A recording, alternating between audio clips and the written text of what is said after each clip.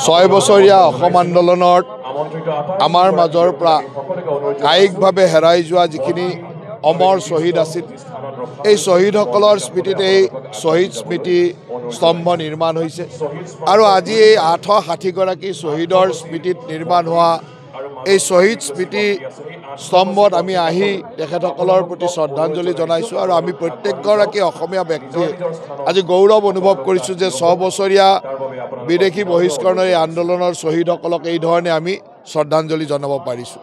আজি সদৌ অসম ছাত্ৰ সন্থাকে প্ৰমুখ্য কৰি সকলো বিভিন্ন ধৰণৰ সংগঠন অনুষ্ঠানৰ পৰা ইয়ালৈ লোক আহিছে। অহাকালি আনুষ্ঠানিকভাৱে ইয়াৰ উন্মোচন আমাৰ মুখ্যমন্ত্ৰী ডাঙৰীয়াই কৰিব। আজি যিখিনি মাংগলিক অনুষ্ঠান এই মাংগলিক অনুষ্ঠানখিনি আজি ইয়াত হৈছে আৰু এই মাংগলিক অনুষ্ঠানৰ পৰাই আমি আশা ৰাখিছোঁ যে আমাৰ শ্বহীদসকলে যি পথ দেখুৱাই দি গ'ল তেখেতসকলৰ এই দেশপ্ৰেমেৰে উদ্বুদ্ধ হৈ যাতে আমি সকলোৱে ভৱিষ্যতৰ দিনত কাম কৰি যাব পাৰোঁ।